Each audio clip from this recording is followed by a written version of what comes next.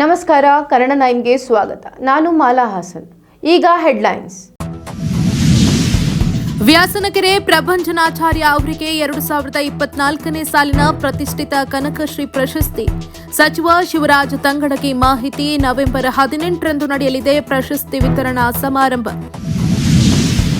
ಸ್ಥಳದಲ್ಲಿಯೇ ಸಮಸ್ಯೆಗಳನ್ನು ಪರಿಹರಿಸಲು ಪ್ರತಿ ಹೋಬಳಿಗಳಲ್ಲಿ ಕಂದಾಯ ಅದಾಲತ್. ಸಾರ್ವಜನಿಕರು ಕಂದಾಯ ಅದಾಲತ್ನ ಸದುಪಯೋಗಪಡಿಸಿಕೊಳ್ಳಿ. ಬೇಳೂರು ಶಾಸಕ ಎಚ್.ಕೆ. ಸುರೇಶ್ ಮನವಿ. ಎತ್ತಿನಹೊಳೆ ಯೋಜನೆ ಕಾಮಗಾರಿ ಹಿನ್ನೆಲೆ ಸಕಲೇಶಪುರ ತಾಲೂಕು ಹೆಗ್ಗದ್ದೆಯ 6 ಜನ ಯೋಜನಾ ನಿರಾಶ್ರಿತರಿಗೆ 22,37,352 ರೂಪಾಯಿ ಪರಿಹಾರ. ನಿರಾಶ್ರಿತರಿಗೆ ಚೆಕ್ ವಿತರಿಸಿದ ಶಾಸಕ ಸಿಮೆಂಟ್ ಮಂಜು. 2024ನೇ ಸಾಲಿನ ಪ್ರತಿಷ್ಠಿತ ಕನಕಶ್ರೀ ಪ್ರಶಸ್ತಿಗೆ ಬಳ್ಳಾರಿಯ ಶ್ರೀ ವ್ಯಾಸನಕೆರೆ ಪ್ರಭಂಜನಾಚಾರ್ಯ ಅವರನ್ನು ಆಯ್ಕೆ ಮಾಡಲಾಗಿದೆ ಎಂದು ಸಚಿವ ಶಿವರಾಜ್ ತಂಗಡಗಿ ಮಾಹಿತಿ ನೀಡಿದ್ದಾರೆ. ಸಂತ ಕನಕದಾಸ ಜಯಂತಿ ಪ್ರಯುಕ್ತ ನೀಡಲಾಗುವ 2024ನೇ ಸಾಲಿನ ಪ್ರತಿಷ್ಠಿತ ಕನಕಶ್ರೀ ಪ್ರಶಸ್ತಿಗೆ ಬಳ್ಳಾರಿಯ ಶ್ರೀ ವ್ಯಾಸನಕೆರೆ ಪ್ರಭಂಜನಾಚಾರ್ಯ ಅವರನ್ನು ಆಯ್ಕೆ ಮಾಡಲಾಗಿದೆ ಅಂತ ಹಿಂದುಳಿದ ವರ್ಗಗಳ ಕಲ್ಯಾಣ ಹಾಗೂ ಕನ್ನಡ ಮತ್ತು ಸಂಸ್ಕೃತಿ ಸಚಿವ ಶಿವರಾಜ್ ತಂಗಡಗಿ ಮಾಹಿತಿ ಕೊಟ್ಟಿದ್ದಾರೆ.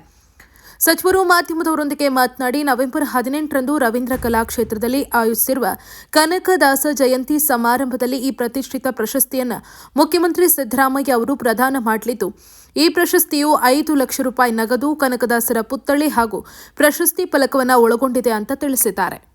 ರೈತರ ಸಮಸ್ಯೆಗಳನ್ನು ಸ್ಥಳದಲ್ಲಿಯೇ ಪರಿಹರಿಸಬೇಕೆಂದು ಪ್ರತಿ ಹೋಬಳಿಗಳಲ್ಲಿ ಕಂದಾಯ ಅದಾಲತ್ ಹಮ್ಮಿಕೊಳ್ಳಲಾಗಿದ್ದು, ಸಾರ್ವಜನಿಕರು ಕಂದಾಯ ಅದಾಲತ್ನ ಸದುಪಯೋಗಪಡಿಸಿಕೊಳ್ಳಬೇಕು ಎಂದು ಶಾಸಕ ಎಚ್.ಕೆ. ಸುರೇಶ್ ತಿಳಿಸಿದರು. ಹಲವು ವರ್ಷಗಳಿಂದ ನೆನೆಗುದಿಗೆ ಬಿದ್ದಿರುವ ರೈತರಿಗೆ ಸಂಬಂಧಿಸಿದ ಕಂದಾಯ ಇಲಾಖೆಯ ಸಮಸ್ಯೆಗಳನ್ನು ಸ್ಥಳದಲ್ಲಿಯೇ ಪರಿಹರಿಸಬೇಕೆಂಬ ಉದ್ದೇಶದಿಂದಲೇ ಪ್ರತಿ ಹೋಬಳಿಗಳಲ್ಲಿ ಕಂದಾಯ ಅದಾಲತ್ ಹಮ್ಮಿಕೊಂಡಿದ್ದು, ಸಾರ್ವಜನಿಕರು ಕಂದಾಯ ಅದಾಲತ್ನ್ನು ಸದುಪಯೋಗಪಡಿಸಿಕೊಳ್ಳಿ ಅಂತ ಬೇಲೂರು ವಿಧಾನಸಭಾ ಕ್ಷೇತ್ರದ ಶಾಸಕರಾದ ಎಚ್.ಕೆ. ಸುರೇಶ್ ತಿಳಿಸಿದ್ದಾರೆ. 21/11 ನಿಮ್ಮ ಹೆಸರಿಗೆ ಪಾಣಿ ಬರುತ್ತೆ, ಆಗ್ಬೋದಾ? ಖಾತೆ ಅವತ್ತು ಜನರೇಟ್ ಆಗುತ್ತೆ. ಅದರಿಂದ 15 ದಿವಸದೊಳಗಡೆ ನಿಮ್ಗೆ ಖಾತೆ ಬರುತ್ತೆ.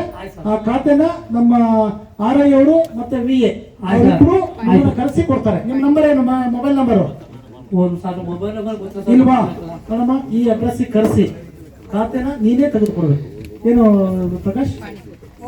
ಆಯ್ತು, ಧನ್ಯವಾದಗಳು. ಒಳ್ಳೆ ಬೇಲೂರಿನ ಬಿಕ್ಕೋಡು ಗ್ರಾಮದಲ್ಲಿ ನಡೆದ ಕಂದಾಯ ಅದಾಲತ್ ಜನತಾ ದರ್ಶನ ಕಾರ್ಯಕ್ರಮದಲ್ಲಿ ಮಾತನಾಡಿದ ಅವರು, ನಗರದ ಕಚೇರಿಗೆ ರೈತರು ಸಾರ್ವಜನಿಕರು ಬಂದು ಅಲೆದಾಡಬಾರದೆಂಬ ಉದ್ದೇಶದಿಂದ ಪ್ರತಿ ಹೋಬಳಿಗಳ ಹೋಬಳಿ ಕೇಂದ್ರಗಳಲ್ಲಿ ನಡೆಸ್ತಾ ಇದ್ದು, ಕಂದಾಯ ಇಲಾಖೆಯ ವ್ಯಾಪ್ತಿಯಲ್ಲಿ ಪೌತಿ ಖಾತೆ, ಪಿಂಚಣಿ, ಪಡಿತರ, ಸರ್ವೆ ಸಮಸ್ಯೆಗಳಿಗೆ ಸಂಬಂಧಿಸಿದ ವಿಷಯಗಳ ಬಗ್ಗೆ ಸಭೆಯಲ್ಲಿ ಚರ್ಚಿಸಿ ಇತ್ಯರ್ಥ ಮಾಡಿಕೊಳ್ಳಿ.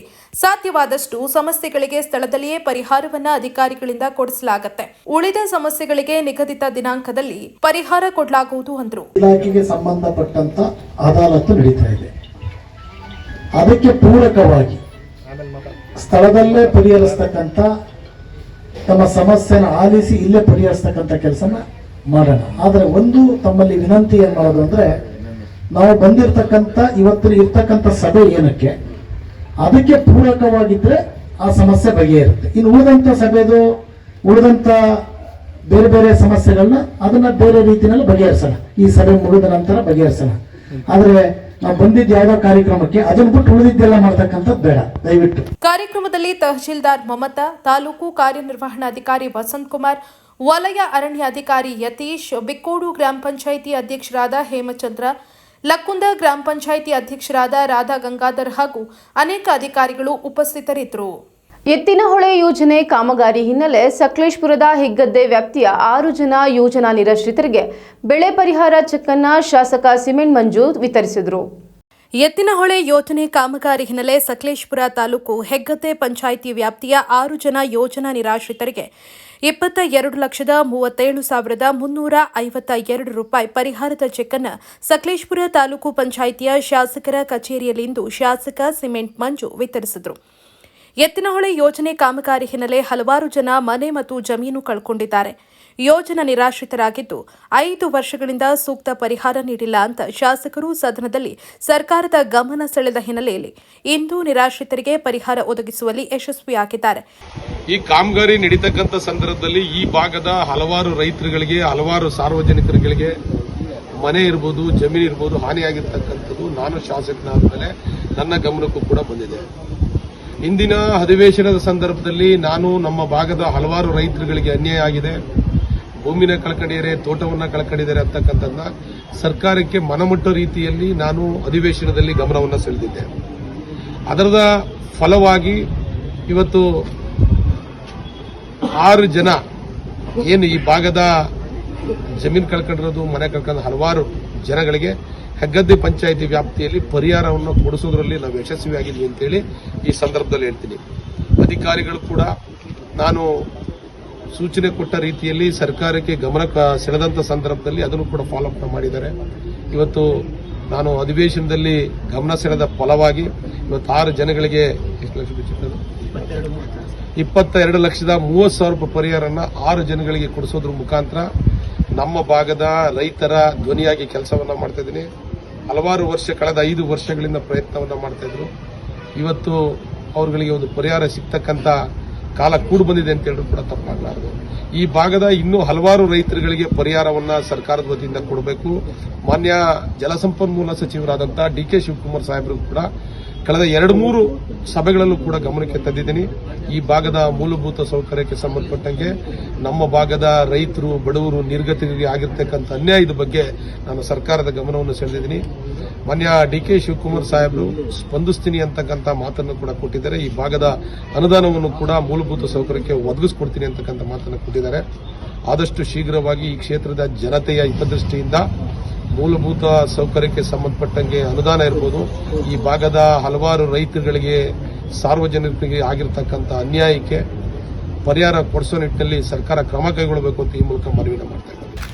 40 ವರ್ಷದಿಂದ ನಾವು ಇರುವಂಥ ಜಾಗದಲ್ಲಿ ಕೃಷಿ ಮಾಡಿಕೊಂಡು ಇದೇ ಟೈಮಲ್ಲಿ ಎತ್ತಿನಹೊಳೆ ಪ್ರಾಜೆಕ್ಟಿಂದ ಪೈಪ್ಲೈನ್ ಹಾದು ಹೋದ ನಮ್ಮ ಭೂಮಿಗೆ ಬೆಳೆಯನ್ನು ನಷ್ಟವಾದ್ದರಿಂದ ಬೆಳೆ ಪರಿಹಾರಕ್ಕೋಸ್ಕರ ನಾವು 5 ವರ್ಷದಿಂದ ಹೋರಾಡ್ತಾ ಇದ್ದು, ನಮ್ಮ ಶಾಸಕರು ಅದಕ್ಕೆ ನಮಗೆ ಒಂದು ಒಳ್ಳೆ ರೀತಿಯಲ್ಲಿ ಬೆನಿಫಿಟ್ ಆಗುವ ರೀತಿಯಲ್ಲಿ ನಮಗೆ ಅದಕ್ಕೆ ಬೆಳೆ ಪರಿಹಾರವನ್ನು ಕೊಡಿಸಿದ್ದಾರೆ.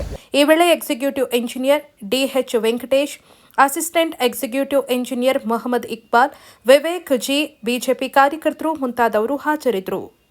ಗ್ಯಾರಂಟಿ ಯೋಜನೆಗಳಿಗೆ ಹಣ ಹೊಂದಾಣಿಕೆ ಮಾಡಿಕೊಳ್ಳಲು ಸಾಧ್ಯವಾಗದೆ ವ್ಯಾಪಕವಾಗಿ ಎಲ್ಲ ಕಡೆ ರೇಷನ್ ಕಾರ್ಡ್ ರದ್ದು ಮಾಡಲಾಗ್ತಿದೆ ಎಂದು ಕಾರ್ಕಳ ಶಾಸಕ ಸುನಿಲ್ ಕುಮಾರ್ ಕಾಂಗ್ರೆಸ್ ವಿರುದ್ಧ ವಾಗ್ದಾಳಿ ನಡೆಸಿದ್ದಾರೆ. ಗ್ಯಾರಂಟಿ ಯೋಜನೆಗಳಿಗೆ ಹಣ ಹೊಂದಾಣಿಕೆ ಮಾಡಿಕೊಳ್ಳಲು ಸಾಧ್ಯವಾಗದೆ ವ್ಯಾಪಕವಾಗಿ ಎಲ್ಲ ಕಡೆ ರೇಷನ್ ಕಾರ್ಡ್ ರದ್ದು ಮಾಡ್ತಾ ಇದೆ ಅಂತ ಕಾರ್ಕಳ ವಿಧಾನಸಭಾ ಕ್ಷೇತ್ರದ ಶಾಸಕ ಸುನಿಲ್ ಕುಮಾರ್ ಕಾಂಗ್ರೆಸ್ ವಿರುದ್ಧ ವಾಗ್ದಾಳಿ ನಡೆಸಿದ್ದಾರೆ. ಹಾಸನ ನಗರದ ಪ್ರವಾಸಿ ಮಂದಿರದಲ್ಲಿ ಮಾಧ್ಯಮದೊಂದಿಗೆ ಮಾತನಾಡಿದ ಅವರು, ರಾಜ್ಯದಲ್ಲಿ ಇರುವುದು ಶೂನ್ಯ ಅಭಿವೃದ್ಧಿಯ ಸರ್ಕಾರವಾಗಿದೆ.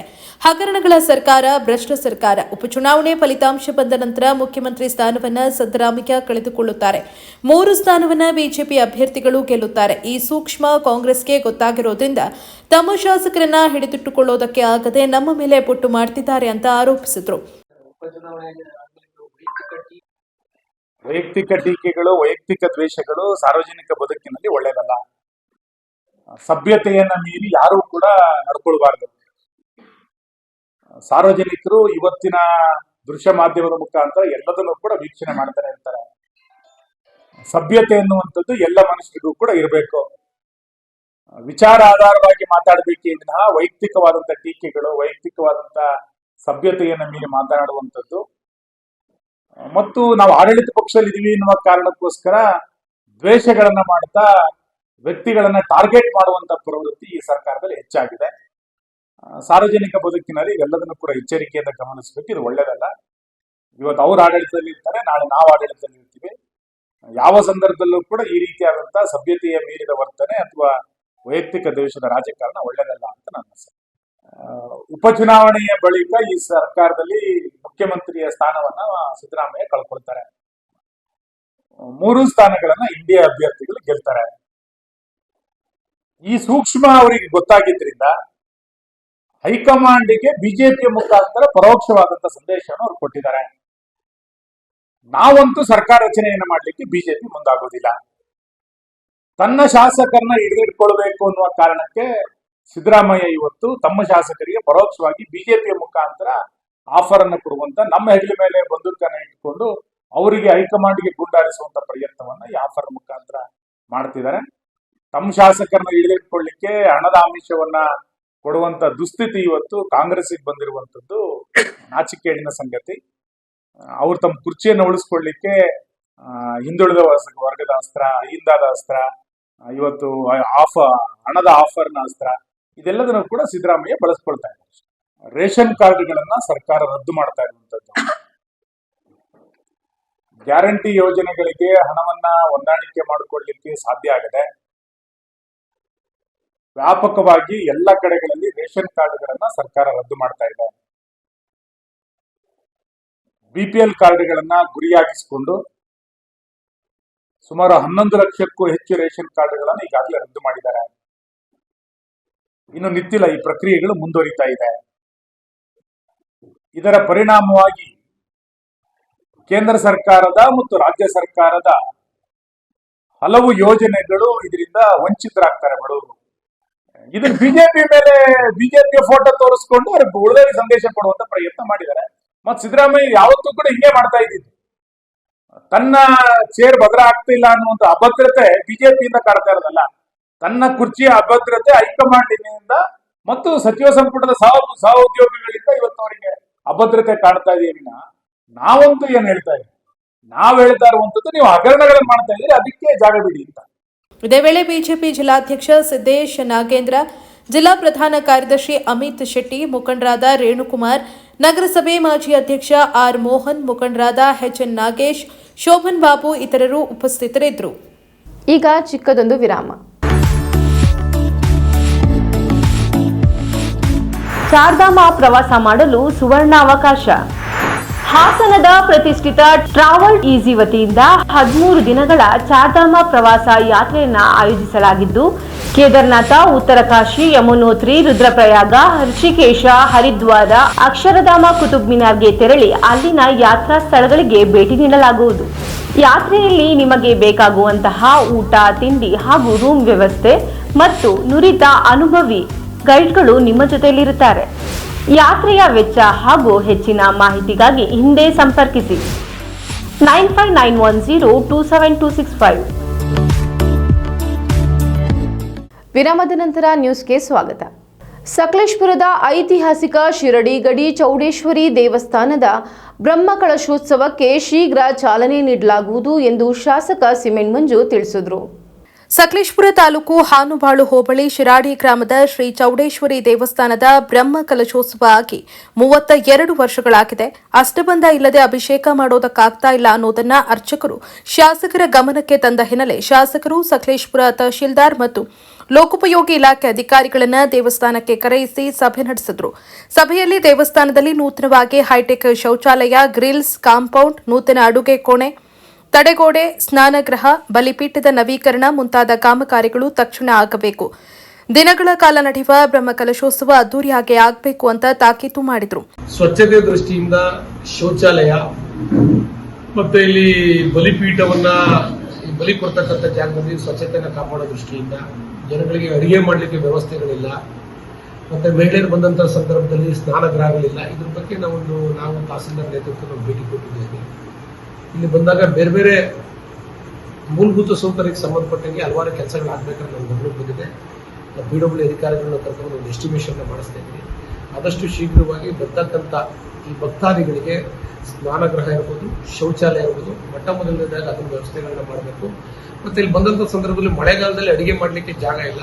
ಹಳೆದೊಂದು ರೂಮ್ ಇದ್ದು ತುಂಬಾ ದುಸ್ಥಿತಿಲಿದೆ. ಅದನ್ನ ರಿನೋವೇಷನ್ ಮಾಡಿ ಅದನ್ನು ಕೂಡ ಒಂದು 4 ರೂಮ್ಗಳ ಥರ ಮಾಡಿ 4 ಕುಟುಂಬಗಳು ಒಳಗಡೆ ಅಡಿಗೆ ಮಾಡಿ ಹೊರಗಡೆ ವರಂಡಾದಲ್ಲಿ ಕೂತ್ಕೊಂಡು ಊಟ ಮಾಡಲಿಕ್ಕೆ ಇರಬೇಕು. ಇಷ್ಟೊಂದು ಎಸ್ಟಿಮೇಷನ್ ಮಾಡಲಿಕ್ಕೆ ಮಾಡಿದ್ದೀವಿ. ಆದಷ್ಟು ಶೀಘ್ರ ಎಸ್ಟಿಮೇಷನ್ ಸಬ್ಮಿಟ್ ಮಾಡಿ ಒಂದು ಹಣವನ್ನು ತರ್ತಕ್ಕಂಥ ಕೆಲಸವನ್ನು ಮಾಡಿ ಈ ಭಾಗದಲ್ಲಿ ಅಭಿವೃದ್ಧಿ ಮಾಡಬೇಕು ಅಂತಕ್ಕಂಥ ಇಚ್ಛಾಶಕ್ತಿಯನ್ನು ಇಟ್ಕೊಂಡಿದ್ದೀವಿ. ಮುಂಬರ್ತಕ್ಕಂಥ ದಿನಗಳಲ್ಲಿ ಬ್ರಹ್ಮ ಕಲಶೋತ್ಸವ ಆಗಬೇಕು ಅಂತಕ್ಕಂಥ ದೇವಾಲಯದ ಕಮಿಟಿ ಹಾಗೂ ಪುರೋಹಿತರ ಅನಿಸಿಕೆ ಇದೆ. ಈ ನಿಟ್ಟಿನಲ್ಲಿ ಅದಕ್ಕೂ ಕೂಡ ಒಂದು ಎಸ್ಟಿಮೇಷನ್ ರೆಡಿ ಮಾಡಬೇಕು ಅಂತಕ್ಕಂಥ ಹಿಂದೆನೂ ಕೂಡ ಒಂದು ಎಸ್ಟಿಮೇಷನ್ ಹೋಗಿದೆ. ಅದನ್ನು ರಿವೈಸ್ ಮಾಡಿಕೊಡಿ ಅಂತಕ್ಕಂಥ ಅಭಿಪ್ರಾಯ ಬಂದಿದೆ. ಅದನ್ನು ಕೂತು ಈಗ ಮತ್ತೊಂದು ಸತಿ ನಾವೆಲ್ಲರೂ ಕೂಡ ಮಾತಾಡಿ ಅದಕ್ಕೊಂದು ಎಲ್ಲವೂ ಕೂಡ ಎಷ್ಟಾಗ್ಬೋದು, ಏನು ಖರ್ಚು ವೆಚ್ಚ ಅಂತಕ್ಕಂಥದ್ದು ಮಾಡಿ ಸರ್ಕಾರಕ್ಕೆ ಪ್ರಸ್ತಾವನೆಯನ್ನು ಸಲ್ಲಿಸಬೇಕು ಅಂತೇಳಿ ಯೋಚನೆ ಮಾಡಿದೆ. ಈ ವೇಳೆ ಹಿಂದೂ ಮುಖಂಡ ರಘು ಸಕಲೇಶ್ಪುರ, ಶಿವು ಜಿಪ್ಪಿ, ಮಾರ್ನಹಳ್ಳಿ ಹರೀಶ್ ಕುಮಾರ್, ಮುಜರಾಯಿ ಇಲಾಖೆ ಅಧಿಕಾರಿ ಕೃಷ್ಣವೇಣಿ, ಹಾನುಪಾಳು ಲೆಕ್ಕಾಧಿಕಾರಿ ವಂದಿತಾ ಇದ್ರು. ಹಾಸನ ಜಿಲ್ಲಾ ಬಿಜೆಪಿ ವತಿಯಿಂದ ಬಿಜೆಪಿ ಸದಸ್ಯತ್ವ ಅಭಿಯಾನದ ಅಂಗವಾಗಿ ಸಂಘಟನಾ ಪರ್ವ ಕಾರ್ಯಕ್ರಮ ನಡೆಯಿತು. ಹಾಸನ ಜಿಲ್ಲಾ ಬಿಜೆಪಿ ವತಿಯಿಂದ ಬಿಜೆಪಿ ಸದಸ್ಯತ್ವ ಅಭಿಯಾನದ ಅಂಗವಾಗಿ ಹಾಸನ ನಗರದ ಖಾಸಗಿ ಹೋಟೆಲ್ನಲ್ಲಿ ಸಂಘಟನಾ ಪರ್ವ ಕಾರ್ಯಕ್ರಮ ನಡೆಯಿತು. ಈ ವೇಳೆ ಶಾಸಕ ಮಂಜು ಪಕ್ಷದ ಸಂಘಟನೆ ಮತ್ತು ಸದಸ್ಯತಾ ಅಭಿಯಾನವನ್ನು ಚುರುಕುಗೊಳಿಸುವ ಕುರಿತು ಸಭೆಯನ್ನು ಉದ್ದೇಶಿಸಿ ಮಾತನಾಡಿದರು. ಈ ಒಂದು ಸದಸ್ಯತ್ವ ಅಭಿಯಾನವನ್ನು ಪ್ರಾರಂಭ ಮಾಡಿದ್ದೀವಿ. ಸದಸ್ಯತ್ವ ಅಭಿಯಾನ ಆದ ನಂತರದಲ್ಲಿ ಸಕ್ರಿಯ ಸದಸ್ಯತ್ವವನ್ನು ಮಾಡಬೇಕು ಅಂತಕ್ಕಂಥದ್ದು ತಮ್ಮೆಲ್ಲರಿಗೂ ಕೂಡ ಗೊತ್ತಿರುವ ರೀತಿಯಲ್ಲಿ ಕೆಲವೊಂದು ಮಂಡಲಗಳಲ್ಲಿ ಚೆನ್ನಾಗಿದೆ, ಕೆಲವೊಂದು ಮಂಡಲಗಳಲ್ಲಿ ಇಲ್ಲೂ ಕೂಡ ಆಗ್ತದೆ. ತಾವೆಲ್ಲರೂ ಕೂಡ ಚೆನ್ನಾಗಿ ಮಾಡ್ತೀವಿ ಅಂತಕ್ಕಂಥ ಭರವಸೆ ಕೂಡ ನಮ್ಮ ಮೇಲಿದೆ. ನಂತರದಲ್ಲಿ ಬೂತ್ ಕಮಿಟಿಯನ್ನು ಮಾಡಬೇಕು. ಬೂತ್ ಕಮಿಟಿಗೆ ತಾಲೂಕು ಮಂಡಲದ ವತಿಯಿಂದ ಒಬ್ಬ ನೇಮಕ ಮಾಡಬೇಕು ಅಂತ ಕೂಡ ಹೇಳಿದ್ದಾರೆ. ಬೂತ್ ಕಮಿಟಿ ಮಾಡ್ತಕ್ಕಂಥ ಸಂದರ್ಭದಲ್ಲಿ ನಾವು ಬರೀ ಫೋನ್ ಬೂತ್ ಕಮಿಟಿ ಮಾಡ್ತಕ್ಕಂಥದ್ದು, ಯಾವ ಇಬ್ಬರು ಕೂತು ಬೂತ್ ಕಮಿಟಿನ ರಚನೆ ಮಾಡ್ತಕ್ಕಂಥದ್ದು ಸಮಂಜಸವಲ್ಲ. ಯಾಕೆಂದ್ರೆ ನಾವು ಬೂತ್ ಅಲ್ಲಿ ನಮ್ಮ ಕಾರ್ಯಕರ್ತರ ಸಂಖ್ಯೆ ಎಷ್ಟಿದೆ ಅಷ್ಟು ಕಾರ್ಯಕರ್ತರು ಕೂಡ ಬೂತ್ ಅಲ್ಲಿ ಸಭೆಯನ್ನು ಸೇರಿ ನಾವುಗಳು ಚರ್ಚೆಯನ್ನು ಮಾಡಿ ಬೂತಿನ ಅಧ್ಯಕ್ಷತೆ ಯಾರು ಮಾಡಬೇಕು ಅಂತೇಳಿ ಎಲ್ಲರೂ ವಿಶ್ವಾಸಪೂರ್ವಕವಾಗಿ ಬೂತ್ ಅಧ್ಯಕ್ಷ ನೇಮಕ ಮಾಡಿ ಇರ್ತಕ್ಕಂಥ ಬೂತ್ ಸದಸ್ಯರು ಕೂಡ ನೇಮಕ ಮಾಡಬೇಕು. ಆ ಬೂತ್ ನಲ್ಲಿ ಇರ್ತಕ್ಕಂಥ ಎಷ್ಟು ಜನಾಂಗಗಳಿದೆ, SC ಇರ್ಬೋದು, ST ಇರ್ಬೋದು, ಹಿಂದುಳಿದ ವರ್ಗದ ಯಾವ ಜಾತಿಗಳಿದೆ ಅಥವಾ ವೀರಶೈವ ಇರ್ಬೋದು, ಒಕ್ಕಲಿಗ, ಆ ಬೂತ್ ಅಲ್ಲಿ ಇರ್ತಕ್ಕಂಥ ಅಷ್ಟು ಜನಾಂಗದವರು ಸಮೇತ ನಮ್ಮ ಬೂತ್ನಲ್ಲಿ ಆ ಬೂತ್ನ ಸಮಿತಿಯಲ್ಲಿ ಇದ್ರೆ ನಮಗೆ ಸಂಘಟನೆ ಮಾಡಲಿಕ್ಕೆ ಅನುಕೂಲ ಆಗುತ್ತೆ ಅಂತೇಳಿ ಸಂದರ್ಭದಲ್ಲಿ ಹೇಳ್ತೀನಿ.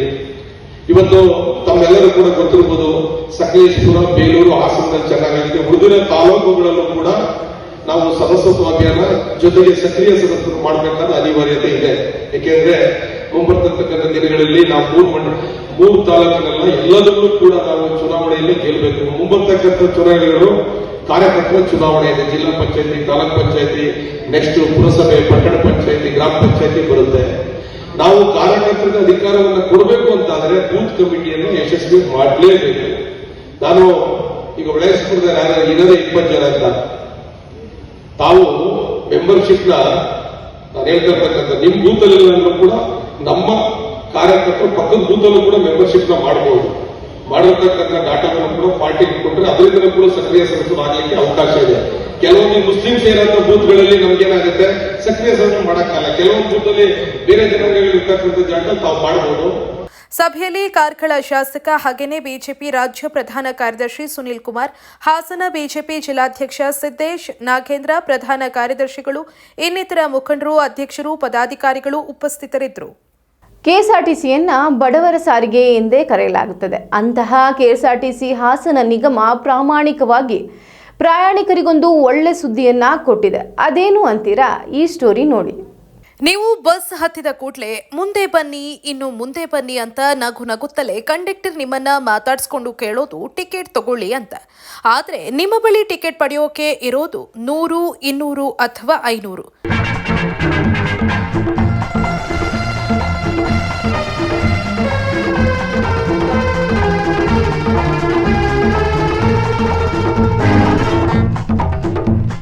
ಮುಂದೆ ಬನ್ನಿ, ಇನ್ನು ಮುಂದೆ ಬನ್ನಿ, ಮುಂದೆ ಬನ್ನಿ, ಇನ್ನು ಮುಂದೆ ಬನ್ನಿ. ಬೇರೆ ಯಾರು ಈ ಮಾತನ್ನು ಹೇಳೋದಿಲ್ಲ. ಅವರ ಹಿಂದೆ ತಳ್ಳೋ ಜನರೇ ಹೆಚ್ಚು ಊರಲ್ಲೆಲ್ಲ. ಅವರ ಬೇರೆ ಯಾರು ಈ ಮಾತನ್ನು ಹೇಳೋದಿಲ್ಲ. ಹಿಂದೆ ತಳ್ಳೋ ಜನರೇ ಹೆಚ್ಚು ಊರಲ್ಲೆಲ್ಲ. ಡಿಪೋದಿಂದ ಹೊರಬಂದ ಬಸ್ ಕಂಡಕ್ಟರ್ಗೆ ಮತ್ತು ಪ್ರಯಾಣಿಕರಿಗೆ ಬೆಳಕಿಗೆ ಕಾಡೋದು ಚಿಲ್ಲರೆ ಸಮಸ್ಯೆ. ಪ್ರಯಾಣಿಕರಿಗೆ ಬ್ಯಾಂಕ್ ಎಟಿಎಂನಲ್ಲಿ ಬರೋದು ಕೇವಲ 100, 200, 500 ರೂಪಾಯಿ ಮಾತ್ರ. ಆದರೆ ಬಸ್ ಕಂಡಕ್ಟರ್ಗೆ ಬೇಕಾಗೋದು 1, 2, 5 ರೂಪಾಯಿ ಚಿಲ್ಲರೆ. ಈ ಸಮಸ್ಯೆಯಿಂದ ಕೆಲ ಹೊತ್ತು ಪ್ರಯಾಣಿಕರ ಮತ್ತು ನಿರ್ವಾಹಕರ ನಡುವೆ ಗಲಾಟೆಯಾಗಿ ಬಿಡುವುದು ಸಹಜ. ಆದರೆ ಅಂತಹ ಸಮಸ್ಯೆಗೆ ಇನ್ಮುಂದೆ ಹೇಳಿ ಫುಲ್ ಸ್ಟಾಪ್. ಹೌದು, ಹಾಸನ ವಿಭಾಗದ ಕೆಎಸ್ಆರ್ಟಿಸಿ ಪ್ರಯಾಣಿಕರಿಗೆ ಶುಭ ಸುದ್ದಿಯೊಂದನ್ನು ತಂದಿದೆ. ಇದರಿಂದ ತುಂಬ ತೊಂದರೆ ಆಗ್ತಾ ಇತ್ತು. ಕಂಡಕ್ಟರ್ಗಳು ಚಿಲ್ಲರೆ ಇಲ್ಲ ಅಂತ ಹೇಳಿ ಹಿಂದ್ಗಡೆ ಬೋರ್ಡ್ ಕೊಡೋರು, ಸುಮಾರು ಮರ್ತೋಗಿರೋ ಜನನೂ ಇದೆ. ಇವಾಗ ಆದಾಯನೂ ಜಾಸ್ತಿ ಆಗುತ್ತೆ, ಚಿಲ್ಲರೆ ಕೊಡೋದು ಗಲಾಟೆ ಮಾಡೋವಂಥದ್ದು ತಪ್ಪುತ್ತೆ. ನಾನು ಚಂದ್ರಮಣ್ಣದಿಂದ ಬಂದಿದ್ದೀನಿ. 50 ರೂಪಾಯಿ ಕೊಟ್ಟು ಬಂದಿದ್ದೀನಿ, ಚೇಂಜ್ ಇಲ್ಲ ಅಂತ ಹೇಳ್ತಾ ಇದ್ರು. 500 ರೂಪಾಯಿ ಕೊಟ್ಟರೆ 1000 ರೂಪಾಯಿ ಕೊಟ್ಟರೆ ಚಿಲ್ಲ ಅಂತ ಹೇಳ್ತಾ ಇದ್ರು. ಇವಾಗ ನೋಡಿದ್ರೆ ಚೇಂಜ್ ಕೊಟ್ಟು ಬಂದಿದ್ದೀನಿ. ಆನ್ಲೈನ್ ಎಲ್ಲ ಹೊಸ ಏನಾಗಿದೆ, ಹೊಸ ಯುಗಗಳಿಗೆ, ಹೊಸ ಟೆಕ್ನಾಲಜಿಗೆ ಅಡಾಪ್ಟ್ ಆಗಿದ್ದಾರೆ KSRTC. ಒಳ್ಳೇದಾಯಿತು. ಎಲ್ಲ ಚೇಂಜ್ ಅನ್ನೋದು ಏನಿತ್ತು ಅದು ಇವತ್ತಿಂದ ಕಳೆದು ಹೋಗುತ್ತೆ. ಇದನ್ನು ವಿಸ್ತರಿಸಿದ್ರೆ ಒಳ್ಳೆಯದು. ಇದನ್ನು ನೋಡ್ಕೊಂಡೇನಂತಿಲ್ಲ, ಇವಾಗೆಲ್ಲ ಟೆಕ್ನಾಲಜಿ ಚೇಂಜ್ ಆಗಿದೆ, ಎಲ್ಲ ಯುವ ಪೀಳಿಗೆ ಬಂದಿದೆ, ತುಂಬ ಅಭಿವೃದ್ಧಿ ಆಗ್ತಾ ಇದೆ. ಸೋರಿಕೆನೂ ಕಮ್ಮಿ ಆಗುತ್ತೆ, ಅವ್ರಿಗೆ ಚೇಂಜ್ ಕೊಡೋದು ಕಮ್ಮಿ ಆಗುತ್ತೆ, ಗಲಾಟೆ ಆಗೋದು ಕಮ್ಮಿ ಆಗುತ್ತೆ. ಅದು ಹೊಸ ಅಭಿವೃದ್ಧಿ ಮಾಡೋದು ನಾವು KSRTCಗೆ ಒಂದು ಅಭಿನಂದನೆ ಸಲ್ಲಿಸ್ತೀವಿ. ಏನೇನು ತೊಂದರೆ ಆಗ್ತಾ ಇತ್ತು ಅದರಿಂದ ಚಿಲ್ಲರೆ ಕೊಡೋದು ಅವು ಇವು ಏನು ಸಮಸ್ಯೆಗಳಿತ್ತು, ಕೆಲವು ದುಡ್ಡಿಲ್ಲ ಅಂತಾರೆ, ಇವಾಗೆಲ್ಲ ಮೊಬೈಲ್ UPI ಪೇ ಇದೆ, ಸ್ಕ್ಯಾನ್ ಮಾಡ್ತಾರೆ ಕೊಡ್ತಾರೆ, ಇದರಿಂದ ಭಾಳ ಒಳ್ಳೇದಾಗುತ್ತೆ ಅಂತ ನಾವು ಕೇಳ್ಕೊತೀವಿ. ಇಲ್ಲ ಸರ್, ಇದರಿಂದ ನಮಗೆ ಭಾಳ ಅನುಕೂಲನೇ ಆಗಿದೆ. ಮೊದಲೆಲ್ಲ ಚೇಂಜ್ಗಾಗಿ ಭಾರಿ ಗಲಾಟೆಗಳು ನಡೀತಾ ಇದ್ದವು. 1 ರೂಪಾಯಿ 2 ರೂಪಾಯಿ 5 ರೂಪಾಯಿಗೆಲ್ಲವ ಭಾರಿ ಗಲಾಟೆ ನಡೀತಾ ಇದ್ದವು. ಈಗ ಇದು ಮಾಡಿರೋದ್ರಿಂದ ಭಾಳ ಅನುಕೂಲ ಆಗಿದೆ. ಈಗ ಆಲ್ರೆಡಿ ನಮ್ಮ ಹಾಸನ ವಿಭಾಗದಲ್ಲಿ ಎಲ್ಲ ಕಡೆ ಕೊಡ್ತಾ ಇದ್ದಾರೆ. ನಮ್ಮ ಹಾಸನ ಚಂದ್ರಬಣ್ಣ, ಒಳನರಸೀಪುರ, ರಾಮನಾಥ್ಪುರ, ಅರ್ಕಲಗೂಡು ಎಲ್ಲ ಜಾಗದಲ್ಲೂ UPI ಸಿಸ್ಟಮ್ ಮಾಡ್ತಾ ಇದ್ದಾರೆ. ಆಗಿರೋದ್ರಿಂದ ಒಳ್ಳೆ ಅನುಕೂಲ, ನಮಗೂ ಅನುಕೂಲ, ಪ್ಯಾಸೆಂಜರ್ಗೂ ಅನುಕೂಲ. ಯಾವುದೇ ಥರದ ಗಲಾಟೆ ಏನೂ ಆಗಲ್ಲ ಇನ್ನು ಮುಂದೆ. ಮೊದಲೆಲ್ಲ ತುಂಬ ಕಷ್ಟನೇ ಆಗ್ತಿತ್ತು, ಈಗೇನು ಸಮಸ್ಯೆ ಬರಲ್ಲ ಅಂದ್ಕೊಂಡಿದ್ದೀವಿ. ಮುಂದೆ ನೋಡುವ, ಮುಂದೆ 2 ರೂಪಾಯಿ 1 ರೂಪಾಯಿಗೆಲ್ಲ ಭಾರಿ ಗಲಾಟೆನೇ ನಡೀತಾ ಇತ್ತು.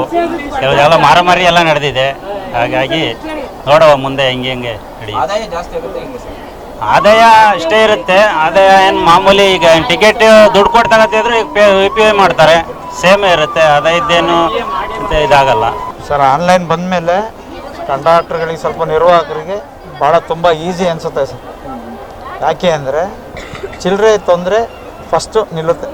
ಮತ್ತು ಹಳ್ಳಿ ಕಡೆಯವ್ರಿಗೆ ಸ್ವಲ್ಪ ಟಿಕೆಟ್ ಕೊಟ್ಟಾಗ ಅವ್ರಿಗೆ ಅಮೌಂಟು ಕೊಡೋಕ್ಕೆ ತೊಂದರೆ ಆದ್ರೂ, ಬಟ್ ಸ್ಟೂಡೆಂಟ್ಸು ಬೇರೆ ಪ್ಯಾಸೆಂಜರ್ಗಳಿಗೆಲ್ಲ ಈಸಿ ಆಗಿದೆ ಸರ್. ನಾನು ಜಾಬಿಗೆ ಸೇರಿ 8 ವರ್ಷ ಆಗಿದೆ. 8 ವರ್ಷದಿಂದಲೂ ತೊಂದರೆ ಅನುಭವಿಸ್ತಾ ಇದ್ದೀನಿ. ಅವ್ರಿಗೆ ಕಷ್ಟ ಆಗುತ್ತೆ ಸರ್, ಬಟ್ ಬೇರೆಯವ್ರಿಗೆ, ಸ್ಟೂಡೆಂಟ್ಸು ಮತ್ತು ಬೇರೆ ಪ್ರಯಾಣಿಕರು ಬರ್ತಾರಲ್ಲ, ಅವ್ರ ಹತ್ರ ಎಲ್ಲ ಸ್ಕ್ಯಾನ್ ಇರುತ್ತೆ, ಮಾಡಿಬಿಡ್ತಾರೆ. ನಮಗೆ ಈಸಿ ಆಗುತ್ತೆ ಸ್ವಲ್ಪ. ಯಾರು ಅಲ್ಲ, ಕೆಲವೊಬ್ರು ತರ್ತಿರಲಿಲ್ಲ. ಒಂದು 100 ಜನದಲ್ಲಿ 10 ಜನ ತರೋರು ಅಷ್ಟೇ. 90% ತರ್ತಿರಲಿಲ್ಲ. ಖಂಡಿತವಾಗ್ಲೂ ತಪ್ಪದೆ ಸರ್. ಬಟ್ ಹಿಂದೆ ಬರ್ದಿದ್ರು ಅವ್ರು ಯಾವಾಗ 1 ತಿಂಗಳು ಬಿಟ್ಕೊಂಡು ಬಂದಿದ್ರು ನಾವು ಚೇಂಜ್ ಇಸ್ಕೊಬೋದಿತ್ತು. ಬಟ್ ಇವಾಗ ಈ ಥರ ಬಂದಿರೋದ್ರಿಂದ, UPI ಬಂದಿರೋದ್ರಿಂದ ಇವಾಗ ಎಲೆಕ್ಟ್ರಾನಿಕ್ ಮಿಷಿನ್ ಬಂದಿದೆ, ಸ್ವೈಪಿಂಗ್ ಇದೆ, ಮತ್ತು ATM ಕಾರ್ಡಲ್ಲೂ ಇದು ಮಾಡ್ಬೋದು. ಎಲ್ಲ ಈಸಿ ಇದೆ, ಚೆನ್ನಾಗಿ ಕೊಟ್ಟಿದ್ದಾರೆ ಇವಾಗ. ಇದರಲ್ಲಿ ATM ಕಾರ್ಡ್ ಮತ್ತು ಇದನ್ನು ಯೂಸ್ ಮಾಡೋಕ್ಕಾಗ್ತಿರ್ಲಿಲ್ಲ. ಇಲ್ಲ ಸರ್, ಅದು ಸುಳ್ಳು ಮಾಹಿತಿ. ಅದು ಡಿಜಿಟಲ್ ಬಂದಮೇಲೆ ಸ್ವಲ್ಪ ಕೆಲಸ ಜಾಸ್ತಿ ಆಗಿರೋದು ಸರ್. ಬರೆಯೋದೇನಿಲ್ಲ, ಬಟ್ ಇದರಲ್ಲಿ ಟಿಕೆಟ್ ಜಲ್ದಿ ಕೊಡ್ಬೋದು. ಬಟ್ ಇನ್ನೊಂದು ಏನಂತ ಅಂದರೆ, ಆ ಮಿಷಿನ್ಗೆ ಹೋಲಿಸ್ಕೊಂಡ್ರೆ ಸ್ವಲ್ಪ ಕಷ್ಟ ಅನಿಸುತ್ತೆ. ಅದು ಜಲ್ದಿ ಟಿಕೆಟ್ ಇಶ್ಯೂ ಮಾಡ್ಬೋದಿತ್ತು, ಇದು ಮಾಡೋಕ್ಕಾಗಲ್ಲ. ಜನ ಟಿಕೆಟ್ ಕೇಳ್ತಾರೆ ಯಾವ ಊರಿಗೆ ಅಂತ. ನಾವು ಫಸ್ಟು ಅವ್ರು ಯಾವ ಊರಿಗೆ ಅನ್ನೋಕ್ಕಂಥದ್ದನ್ನು ಸೆಲೆಕ್ಟ್ ಮಾಡ್ಕೋಬೇಕು. ಸೆಲೆಕ್ಟ್ ಮಾಡ್ಕೊಂಡಾಗ ಆ ಊರ ಹೆಸರು ನಮಗೆ ಇಲ್ಲಿ ಸ್ಟೇಜ್ ನಂಬರ್ ಅಂತ ಕೊಟ್ಟಿರ್ತಾರೆ. ಸ್ಟೇಜ್ ನಂಬರ್ ಹೊಡೆದಾಗ ಹಾಸನ ಅಂತ ಬಂತೀಗ, ಶ್ರವಣ ಹಾಸನ. ನೆಕ್ಸ್ಟು ಪ್ರಿಂಟ್ ಟಿಕೆಟ್ ಅಂತ ಕೊಡ್ತೀವಿ. ಪ್ರಿಂಟ್ ಟಿಕೆಟ್ ಅಂತ ಕೊಟ್ಟಾಗ ಕೊಡೋಕ್ಕಿಂತ ಮುಂಚೆ ಇಲ್ಲಿ ಎಷ್ಟು ಜನ ಅಂತ ಸೆಲೆಕ್ಟ್ ಮಾಡ್ಕೋಬೇಕು. ಸೆಲೆಕ್ಟ್ ಮಾಡ್ಕೊಂಡಾದ್ಮೇಲೆ ಇವಾಗ ಪ್ರಿಂಟ್ ಟಿಕೆಟ್ ಅಂತ ಕೊಟ್ಟಾಗ ಕ್ಯಾಶ್ ಪೇನಾ ಇಲ್ಲ UPI ಅಂತ ಬರುತ್ತೆ.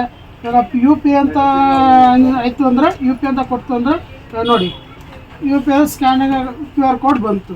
ಇದಾದಮೇಲೆ ನೆಕ್ಸ್ಟು ಪಾರ್ಟಿ ಏನಾದರೂ ಸ್ಕ್ಯಾನ್ ಮಾಡಿ ಪೇಮೆಂಟ್ ಮಾಡಿದ್ರೆ ಮಾತ್ರ ನಾವು ಪ್ರಿಂಟ್ ಅಂತ ಟಿಕೆಟ್ ಕೊಡ್ತೀವಿ. ಆವಾಗ ಮಾತ್ರ ಟಿಕೆಟ್ ಬರೋದು, ಇಲ್ಲಾಂದರೆ ಯಾವುದೇ ಕಾರಣಕ್ಕೂ ಟಿಕೆಟ್ ಬರೋಲ್ಲ. ಅವರು ಕ್ಯಾಶು ಅಲ್ಲಿ ನಮ್ಮ ಅಕೌಂಟಿಗೆ ಬಂದ ತಕ್ಷಣ ಟಿಕೆಟ್ ಪ್ರಿಂಟ್ ಅಂತ ಕೊಡ್ತಾರೆ, ಟಿಕೆಟು ಮುಂದಕ್ಕೆ ಬರುತ್ತೆ. ಈ ಕ್ಯಾಶ್ ಮಾತ್ರ, ಇದ್ರದ್ದು ಸ್ಕ್ಯಾನರ್ ಮಾತ್ರ ಇರೋದು ನಿಮ್ಮ ಹತ್ರ. ಈಗ ATM ಕಾರ್ಡ್ಗಳು ಏನಾದ್ರು ಯೂಸ್ ಮಾಡ್ಬೋದು ಅದರಲ್ಲಿ? ATM ಕಾರ್ಡಿಂದ ಆಪ್ಷನ್ ಇದೆ, ಆದರೆ ಇನ್ನೂ ಅದನ್ನ ಜಾರಿ ಮಾಡಿಲ್ಲ. ಈಗ ಯಾಕಂದ್ರೆ ಎಲ್ಲ UPIನೇ ಇರೋದ್ರಿಂದ ATMದು ಇನ್ನು ಕಾರ್ಡಿಂದ ಏನು ಇನ್ನೂ ಜಾರಿ ಮಾಡಿಲ್ಲ. ಅದ್ರ ಬಗ್ಗೆ ಮಾಹಿತಿನೂ ಇನ್ನೂ ಬಂದಿಲ್ಲ. ಪೇಮೆಂಟು ಎಲ್ಲ UPI ಮಾಡಿದ್ದಾರೆ, ಎಲ್ಲ ಈಸಿ ಇದೆ. ಹಾಗೆ ಎಲ್ಲರೂ ಮುಂಚೆ ನಮಗೆ ಚಿಲ್ಲರೆದೆಲ್ಲ ಸಮಸ್ಯೆ ಆಗ್ತಾಯಿತ್ತು. ಈಗ ಬಸ್ಸಲ್ಲಿ 40 ಜನ ಹೆಂಗಸರು ಹತ್ತಿದ್ರೆ 10 ಹಾಕಿದ್ದು, ಒಂದು 10 ಜನ ಗಂಡಸರು ಇಲ್ಲ 15 ಜನ ಗಂಡಸರು ಹತ್ತೋರು. ಎಲ್ಲ ಒಬ್ರೊಬ್ರು 500 100 ಕೊಡೋರು. ನಮ್ಮ ಚಿಲ್ಲರೆಗಳ ತುಂಬ ಸಮಸ್ಯೆ ಆಗ್ತಾಯಿತ್ತು. ಈಗ UPI ಮಾಡಿರೋದ್ರಿಂದ ನಮಗೆ ತುಂಬ ಅನುಕೂಲತೆ ಇದೆ. ಚಿಲ್ಲರೆ ಸಮಸ್ಯೆ ಎಲ್ಲ ಬಗೆಹರಿತಾ ಇದೆ. ಹಂಗೆ ಎಲ್ಲ ಪ್ರತಿಯೊಬ್ಬರೂ UPIನೇ ಮಾಡಿದ್ರೆ ಇನ್ನೂ ಅನುಕೂಲ. ಕ್ಯಾಶ್ಲೆಸ್ ಪೇಮೆಂಟ್ ಆಯಿತು ಅಂದರೆ ಇನ್ನೂ ಚೆನ್ನಾಗಿರುತ್ತೆ. ಈಗ ಅಲ್ಪಸಲು ಒಂದು 50% ಅಷ್ಟು ನಮಗೆ ಚಿಲ್ಲರೆ ಸಮಸ್ಯೆ ಕಡಿಮೆ ಆಗಿದೆ. ಅಲ್ಲ ಜನರ ಹತ್ರ ಚಿಲ್ಲರೆ ಇಲ್ಲ ಅಂದ್ಬಿಟ್ಟು ಜಗಳ ಆಗೋದು ಅವೆಲ್ಲ ಆಗ್ತಾಯಿತ್ತು, ಕಿರಿಕ್ ಆಗ್ತಾಯಿತ್ತು. ಮೊದಲನೇ ಟ್ರಿಪ್ಪಲ್ಲೇ ಒಳ್ಳೆ ಮೂಡೋದು ಬರ್ತಾಯಿದ್ವಿ. ಈ ಮೊದಲನೇ ಟ್ರಿಪ್ಪಲ್ಲೇ ನಮಗೆ ಜನನೇ ತೊಂದರೆ ಕೊಟ್ಬಿಡೋರು. ಈಗ ಅದೊಂದು ಎಲ್ಲ ಸ್ವಲ್ಪ ಪ್ರಾಬ್ಲಮ್ ಎಲ್ಲ ಸಾಲ್ವ್ ಆಗ್ತಾಯಿದೆ. ನಿಧಾನಕ್ಕೆ ಎಲ್ಲವೂ ಸಾಲ್ವ್ ಆಗುತ್ತೆ ಇನ್ನು ಮುಂದಕ್ಕೆ. ಅದು ನಾವು ಈಗ ಪ್ರಾಯೋಗಿಕವಾಗಿ ಒಂದು 5 ರೂಟಲ್ಲಿ ಮಾಡಿದ್ದೀವಿ. ಮುಂದೆ ಎಲ್ಲ ವಾಹನಗಳಿಗೂ ನಾವು ಮಾಡ್ತೀವಿ. ಎಲ್ಲ ರೂಟ್ಗಳಿಗೂ ಎಲ್ಲ ಮಾರ್ಗಗಳು ನಾವು ಮಾಡೋದಕ್ಕೆ ತಯಾರಿ ನಡೀತಾ ಇದೆ. ಈಗ ಅದನ್ನ ಈಗ ಆ ರೂಟ್ಗಳಲ್ಲಿ ನಾವು ಮಾಡ್ತಾ ಇದೀವಲ್ಲ, ಅದಕ್ಕೆ ಒಪಿನಿಯನ್ ಚೆನ್ನಾಗಿ ಬರ್ತಾ ಇದೆ. ಎಲ್ಲರೂ ಈ UPI ಬಳಸೋದ್ರಿಂದ ಅದನ್ನ ಎಲ್ಲರೂ ಕೂಡ ಯೂಸ್ ಮಾಡ್ಕೊಳ್ಳೋದಕ್ಕೆ ಅನುಕೂಲ ಆಗ್ತದೆ. ಈಗ ನಮ್ಮಲ್ಲೂ ಕಂಡಕ್ಟರ್ಗಳಿಗೆ ಅದನ್ನ ಈ ಚಿಲ್ಲರೆ ಸಮಸ್ಯೆ, ಈ ಥರದ್ದೆಲ್ಲ ತೊಂದರೆಗಳು ಸಾಲ್ವ್ ಆಗ್ತದೆ. ಇಲ್ಲ ನೆಟ್ವರ್ಕ್ ಎಲ್ಲ ಆ ಥರದ್ದೆಲ್ಲ ಇದು ಮ್ಯಾಕ್ಸಿಮಮ್ ಏರಿಯಾ ನೆಟ್ವರ್ಕ್ ಕವರ್ ಆಗ್ತಾ ಇದೆ. ಆ ಥರದ್ದು ಈಗ ಸದ್ಯಕ್ಕೆ ಏನು ಬಂದಿಲ್ಲ. ಪ್ರಾಯೋಗಿಕವಾಗಿ ಇನ್ನೂ 2 ದಿನ ಕೊಟ್ಟಿರೋದ್ರಿಂದ ಅದು ಇದೆ. ಮುಂದಿನ ದಿನಗಳಲ್ಲಿ ಏನಾದ್ರು ಸಮಸ್ಯೆ ಬಗೆಹರಿಸ್ಕೊಡ್ತಾರೆ. ಈಗ ಮತ್ತೊಮ್ಮೆ ಹೆಡ್ಲೈನ್ಸ್. ವ್ಯಾಸನಕೆರೆ ಪ್ರಭಂಜನಾಚಾರ್ಯ ಅವರಿಗೆ 2024ನೇ ಸಾಲಿನ ಪ್ರತಿಷ್ಠಿತ ಕನಕಶ್ರೀ ಪ್ರಶಸ್ತಿ. ಸಚಿವ ಶಿವರಾಜ ತಂಗಡಗಿ ಮಾಹಿತಿ. ನವೆಂಬರ್ 18ರಂದು ನಡೆಯಲಿದೆ ಪ್ರಶಸ್ತಿ ವಿತರಣಾ ಸಮಾರಂಭ. ಸ್ಥಳದಲ್ಲಿಯೇ ಸಮಸ್ಯೆಗಳನ್ನು ಪರಿಹರಿಸಲು ಪ್ರತಿ ಹೋಬಳಿಗಳಲ್ಲಿ ಕಂದಾಯ ಅದಾಲತ್. ಸಾರ್ವಜನಿಕರು ಕಂದಾಯ ಅದಾಲತ್ನ ಸದುಪಯೋಗಪಡಿಸಿಕೊಳ್ಳಿ. ಬೇಳೂರು ಶಾಸಕ HK ಸುರೇಶ್ ಮನವಿ. ಎತ್ತಿನಹೊಳೆ ಯೋಜನೆ ಕಾಮಗಾರಿ ಹಿನ್ನೆಲೆ ಸಕಲೇಶಪುರ ತಾಲೂಕು ಹೆಗ್ಗದ್ದೆಯ 6 ಜನ ಯೋಜನಾ ನಿರಾಶ್ರಿತರಿಗೆ 22,37,352 ರೂಪಾಯಿ ಪರಿಹಾರ. ನಿರಾಶ್ರಿತರಿಗೆ ಚೆಕ್ ವಿತರಿಸಿದ ಶಾಸಕ ಸಿಮೆಂಟ್ ಮಂಜು. ನಿರಂತರ ಸುದ್ದಿಗಾಗಿ ನೋಡ್ತಾ ಇರಿ ಕನ್ನಡ 9. ಇದು ಕನ್ನಡಿಗರ ಕಣ್ಮಣಿ.